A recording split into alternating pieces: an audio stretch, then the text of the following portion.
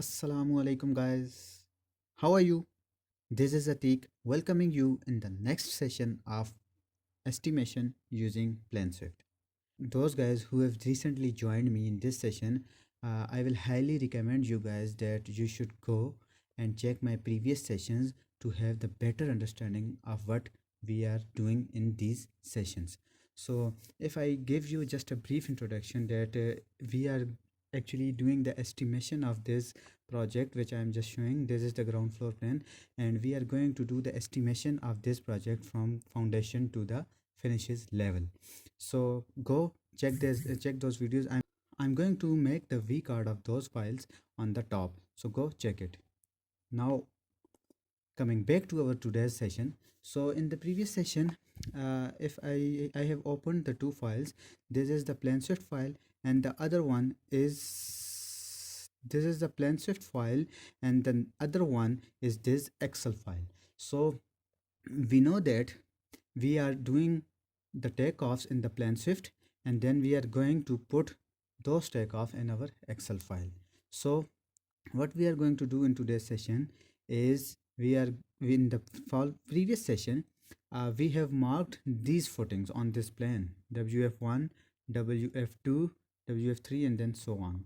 So these are the footing which we just marked in the previous session, and today we are going to see that how we are going to put these foundations on into the Excel. And in the previous session we discussed about these isolated footings, so today we are going to learn that how we are going to put those uh, quantities of these isolated footings into the Excel. So let's start. So first of all we need to do is we have to go to the Excel file, and here we need to write that we are going to footing wf1. So you can now just add the size to it. So if I go to the wf1, so there are no details on this sheet, but we can go to the sections. Here those are, and here we can see that our footings are 1 foot deep, while the width of the footing are shown on the plans. So if I just select the wf1, I will see that wf1 is 4 feet wide. So what we got the information is that we have wf1, which is 4 feet wide, and this is 1 foot deep. So done. So what I just basically do, we will be going to need the quantity of the concrete in cubic foot. So I just pasted the units, and now we are going to calculate the quantities. So how we found that, actually we have marked the quantities of wf1 which are 169.3 feet long. So we just write 169, actually sorry, 169.3, and then multiply with the other dimensions which we got from the. So this is how this much cubic foot we will be going to need for the footing of wf1. So now if I just go and put it down, and I put the quantity of wf2, then we will be going to see that wf2 is 3 feet and 9 inches wide, while if I go to the section xx, I will see that this footing is also 1 foot deep. So what I'm going to do, I will go back to my footing plan and pick the quantity of wf2. Oh, first of all, I will write its dimension. So it is 3 feet and 9 inches wide, while the other dimensions I will going to take it from the plan. So this is 223.8. So I will just going to write 223.8 multiply by 3 feet and 9 inches is 3.75, and then multiply by 1.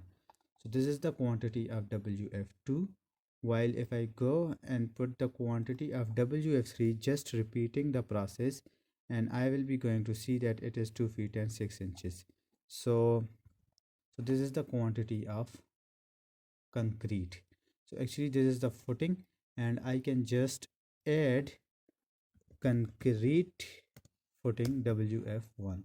So just replacing, or actually adding the word concrete behind it, so it will clarify that I have taken out the quantity of concrete. That's great. Now, these are the uh, strip footings, you can say. Actually, these are the strip footings or the wall footings, but on the plans, we do have some isolated footings as well. So before putting these isolated footings, uh, I will just going to off the layers of those quantities which we have just put in our Excel sheet so that we do not have any misunderstanding. So right now I have two different uh, markups remains which I need to put it in the Excel. So for that I'm going to see that these are the footings of the retaining walls.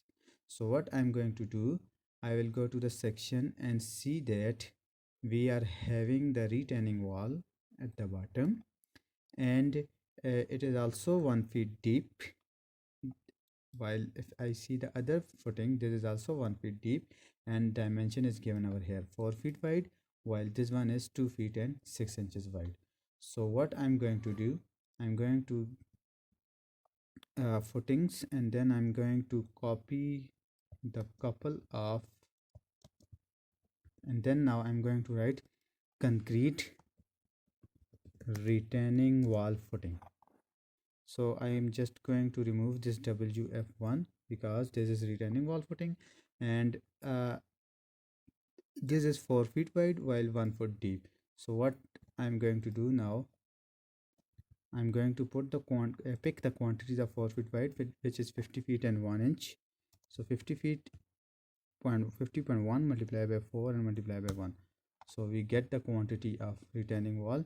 While if I'm going to put it down and I'm going to pick the quantity of this retaining wall, so this is 90.2, but on the other hand side this is 2 feet and 6 inches. So 2 feet and 6 inches, go there, go and check, this is 90.2 multiplied by 2.5 and multiplied by 1. Press enter, you got the quantities, and these are the cubic foot of the quantities which you are going to need. These are the cubic foot quantities of concrete which you are going to need in the project, and especially for the footings. So now the third thing which we need is, if I go to the plan, turn it off, and see that we are having some isolated footings as well. So if I see the plan, we are having CF1, CF2, CF3 and CF4.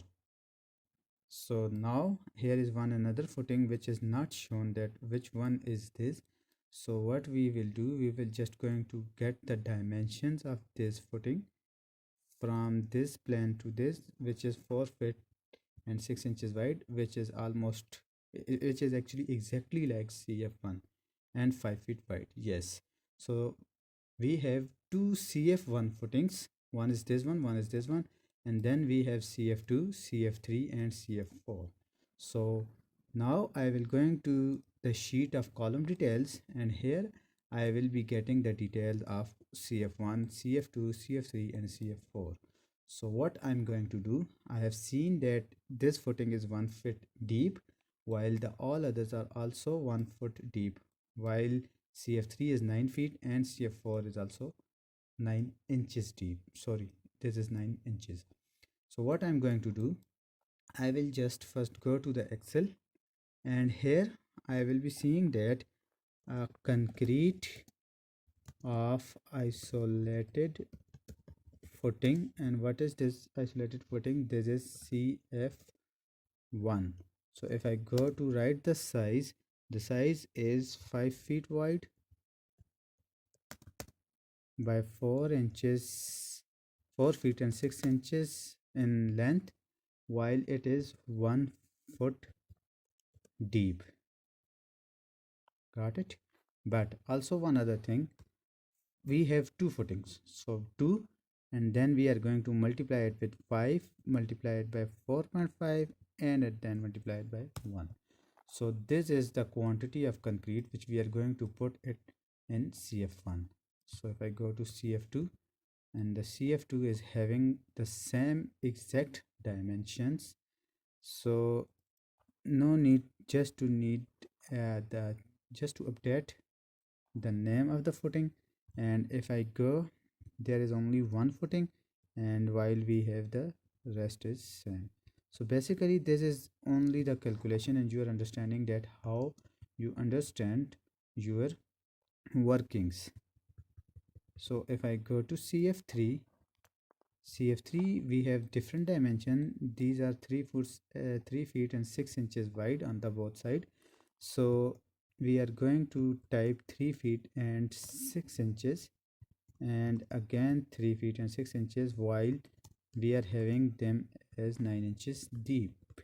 So only one footing, so 3.5 into 3.5 into 0.75, done. So this much cubic foot of the quantity we are going to need for CF3 and for CF4 as well. I'm not going to change because this is all from today's session. So if I'm going to explain the gist of today's session, uh, in today's session we have just finished the footing work, footing concrete work, while in the next session we are going to discuss about other foundation, or you can say the substructure elements, which we are going to discuss or which we do have in our projects. So till then I'm going to say you goodbye and take care of yourself. And also, don't forget to like, subscribe, and share my videos with your friends.